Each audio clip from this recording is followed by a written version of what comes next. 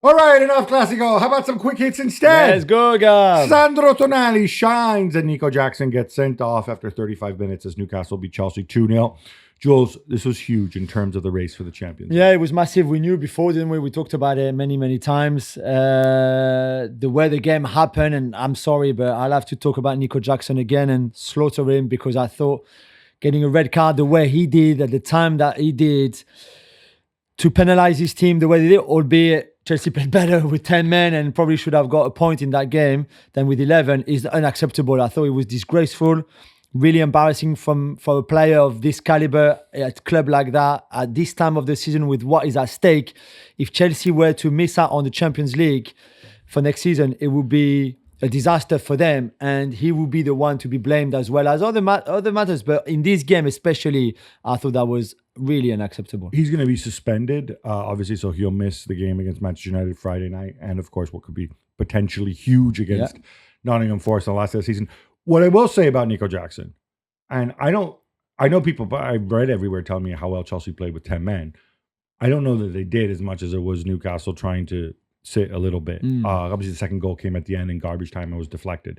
But we have to give credit to Newcastle for the way. Yeah, absolutely. They started so well. But the blame around him is not just Nico. I think Maresca got everything wrong at the start in the way they set up. And I put blame, so he shares in it. And yeah, he also needs to share, the club needs to share. Because again, I'm repeating myself, to think, who's the alternative to Nico Jackson? You have to play with at least one center forward, right? Who's the alternative? Is it Mark Yu, unfit, but even if he'd been there, it's not good pointless, enough, right? Yeah. Christopher Nkunku's had his bags packed all season and also not a center forward. What? Tyreek George, who's also not a center forward, and you didn't even know who he was until a few months ago? This is squad construction. Yeah. This is on you guys. They could have decided the title. Instead, it was just played for pride. But Liverpool and Arsenal draw 2-2 at Anfield as Mikel Merino gets sent off. Jules, anything to report? Just Liverpool started well, and I guess maybe being at home in a game like this, being relaxed because they've won the title already, helped them. But then they were maybe too relaxed in the second half, where Arsenal came back out of the dressing room much better mindset. Few tweaks from Arteta, Martinelli central, Odegaard more central as well. And the second half was all Arsenal. The draw is fair. It's another red card for Arsenal. The 6th of the season is far too many, to be fair. But at least they showed character and didn't lose, although Mikel Arteta was so angry with the first half that I didn't really even appreciate the comeback of the team. Yeah, I at this stage, I think Arteta's very big on messaging. So when you saw that after they were knocked out as well. So I don't know. I mean, season's done. You start thinking about the future. Yeah, definitely. Hey, maybe Martinelli can play center forward. Yeah. But maybe the bigger story, Gabby, was that Trent Alexander-Arnold was booed repeatedly after coming on by his own fans, the Liverpool fans within Anfield. Are you okay with that? How do you feel about it? Okay, so first of all, it was only a group of Liverpool fans. It was very quite very loud, audible. yeah. It was very loud, but obviously the people politely applauding. You're going to hear the boos more. I'm Team Slot on this one.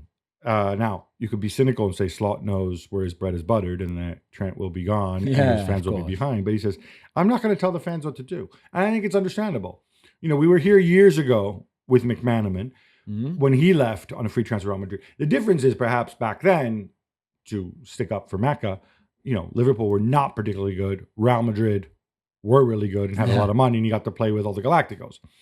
Trent, you're leaving a Liverpool side who are really good to join the rebuilding Madrid side. I think he's been honest, but I think because he's a Liverpool fan, because he's been through the club, I think he understands why he was booed. Southampton won't finish with the lowest points total in Premier League history because they hold Manchester City to a scoreless draw at St. Mary's on the day of Erling Haaland's return. Yeah. Jules, Ruben Diaz says they didn't want to play football. No, but Ruben, you've been here before, my friend. Come on, this is not the first team that plays against you with a super low block, 11 men behind the ball, all in their box with 20% of the ball and less than 100 passes made, right? This is nothing new. You've played against those teams so much before. You're angry because you could not break them down. You were not very good on the day, although you had chances. The XG is 1.8, so there was enough there to win. Yeah, so I checked this out. Their highest chance was 0.21. Just when the XG nerd from. Their 3 highest chances, the only 3 that were higher than 0.10 were the 2 Akanji headers. So not There's also a couple exactly. of back passes that would have And- been a clear chance that they were badly done, in the and the decision Savinha making. chance. Yeah. So I look, Ruben Diaz, I checked this out. In his career, he's played for Benfica and Manchester City. He has only ever finished first or second. He's never had his backs against the wall. And I'm sorry, this is Ruben, Yeah. Mr. Entitled. This is how the other half live, okay? Yeah, If they want to exactly. go out there and And do well- this, it's football. and well done to Southampton for not, obviously, that point make them 12 points at least, which is one more than the worst ever team in Premier League history, Derby County. So well done to them. Manchester United break their own record of home Oh. futility with their 9th league defeat at Old Trafford, a 2-0 loss to West Ham, and Ruben Amorim says he's embarrassed and he's going to walk away Yeah. if he can't fix it. Well, he should be embarrassed. And right now, he can't fix anything. He could not fix draining his own house because there's just nothing that he's doing that is working in the league. I mean, not in Europa League, of course. That final that they will play against Spurs, I don't think will save anything. The season is a bad season already. Yet it would be a title, good for you, a trophy, but it would not be still good enough in terms of saving the season for me because they are just horrendous. They're such a bad football team when it comes to the Premier League. If he doesn't fix it, he's not going to walk away. They will Yeah, fire sack him. him, Yeah, presumably. absolutely. There's a You're point at which they cut their losses. Yeah. I don't need to see Lindelof and Eriksson. Why? These guys are leaving. I Well, know. why? Try something different. Play more kids. I don't know. He said he would as well play the kids, and he hasn't really, apart from, a couple there and there. United aren't the only Europa League finalists who stink domestically. It's hard to tell who's worse, but Spurs fall 2-0 at home to Crystal Palace, who are your pick to win the Champions League. Oh, sorry, the Champions FA League. Cup. The FA Cup. That's even. right, yeah. I mean, it was just one of the worst performances I've seen from Tottenham this season. I don't know if it's on the back of qualifying for the final of the Europa League, so you don't really think about the league anymore. You don't care. You should care. You are home in front of 60,000 of your fans that pay their ticket to come and see you, and they see that garbage. I just think, but just for that, I don't understand. And it's the same for United. It's not just Spurs. The two of them should really be embarrassed how disgraceful they've been towards their own fans. And I know, of course, they might still be happy in a week time or so after the Europa League final, in 10 days time or so. But this is just not good enough. I'm sorry. And it's terrible. And Ange can blame whatever he wants. It's on him more than on anything else. Well, I don't like the way he's coming across now because they asked him about it, and he's just like, "Oh, everybody knows it's about why the season's so bad. It's as plain as the nose on your face." Well, And it's so not. then the guy's like, "Good for him." He's like, "Well, you going to tell us?" He's like, "It's because of our run in Europe, in the Europa League, and our run in the Carabao Cup." Like, dude, you have a squad, right? Exactly. I mean, Villa have a squad too, right? Sorry, who is Villa the better went as squad? far. Actually, what? Villa went as far, pretty Exactly. much. Quarterfinal. And let and me ask you this: semi-final. who is the better squad, Villa or Spurs? Are they in the same ballpark? Yeah, you think so. Although they invested more in January than Spurs did. So what's the difference between the two teams? Could Yeah. it be the manager, maybe? Yeah, I I'm think sorry, so. Andrew. We like yeah, you, yeah, but that's just, you're not coming across well. Absolutely. They may have been open to shifting him in January, but Ollie Watkins comes up big and saves Aston Villa's Champions League bacon, delivering that 1-0 win at Bournemouth. Yeah, they maybe rode their luck a little bit. I thought Aaron Mings should have been sent off for the elbow. I know he's probably protecting the ball, but I think it's pretty straightforward for me. Talking about the Nico one earlier. 100%. Yeah, but he got away with this one, and then they score a good goal with Watkins. 7 wins in 8 now for them. They have really good momentum going into this incredible fight for what should be, you think, the 5th place with Chelsea and Forest. So well done to them because it was not an easy place to go and an easy win to get. Nottingham Forest Champions League hopes just got more complicated as they considered let go to relegated Leicester in the derby. Gab, Mr. Marinakis wasn't happy.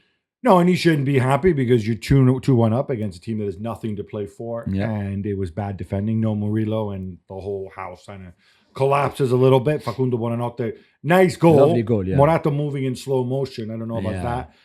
that. But what made him really angry was they had a chance on the break where, incidentally, they're very obviously offside. I'm all for let the play run. But not if it's going to eat up minutes and minutes, which is what the linesman did when you could tell Yeah. they were offside. But anyway, I know when he runs into the post, hurts his ribs. And so then Nuno doesn't know whether to substitute him because he was going to take off Elliot Anderson Yeah. instead. In the end, Awoni's like, I'm fine, boss. So yeah, the medical staff gives the thumbs up from and the then he touchline. takes off Anderson, which is the last slot. And then you realize Awoni, he can barely breathe or stand, Yeah. right? So that's what Mr. Marinakis came down. I need to point out, he didn't expectorate. He didn't spit. He wasn't Nope. smoking his cigar. But he was angry though. He looked angry. Frustrated. He looked Okay, frustrated. he was on the pitch for like 5 seconds, and he just asked Nuno like, "What's up?" And Nuno told him, and then he walked off the pitch. And it seems to me like the reaction in English media, everybody loses their mind Because they're not used to seeing that, though. Well, you It's know true. what? It's not common. It's common in Europe, but not here so much. That's fine, but you know what? Like we have this thing called the internet. Like you're not an island anymore. Like I mean, Nasser going down into wasn't it the one season like 4 or 5 years ago when Nasser like basically lived in the dressing room of Paris Saint-Germain? And they all do sometimes it. in the referee's dressing room too. Yeah, like, yeah. It's not this whole idea like, oh well, the owner should be in the background always. I mean, like, John Textor, but I forgot. Remember that day when he was not happy with the referee? I mean, deal with it. I honestly like you can make fun of Mr. Marinakis for many, and I do it too because his lawyer makes him look stupid and comes up with stupid arguments to stop him from getting a longer ban over the spitting. But here, you're not used to it. Fine, maybe you don't need to walk onto the pitch, but obviously you need to know, hey, what's up? Should I yell at you, Nuno, or should I yell at the medical staff who gets the thumbs up? So, anyway, I don't think Forest are out of it. Chelsea, without Nico Jackson, it could be the you got to final. go to the City Ground on the last day of the season. I'm just glad there's something to watch. Yes. On Sunday. Mohamed Salah has won the Football Writers Association Player of the Year award. I know you love your awards. I do, but I don't. But this one, there's no argument with it. And I think he was really the obvious choice. Phenomenal season at his age. Arguably maybe his best season or close to his best season at his age. Tremendous. Arsenal's Alessia Russo has won the Women's Award. Jules, she finished as joint top scorer with 12 goals, although her team did not win the league. Was she your choice? Yeah, I think she was. She was maybe not as many goals as Mo Salah, of course, but she was unplayable at times, especially since the change of manager at Arsenal. She'd really, really gone to another level, and we saw that in the Champions League as well. Although this is only purely for the WSL, but yeah, I think she's been really outstanding, and it's normal. She has the talent for it. She just needed to find the consistency and everything, and her whole-around game has improved so much. She's great. And if she leads them to winning the Champions League too, then. Returning Ballon d'Or, maybe? Maybe, yeah.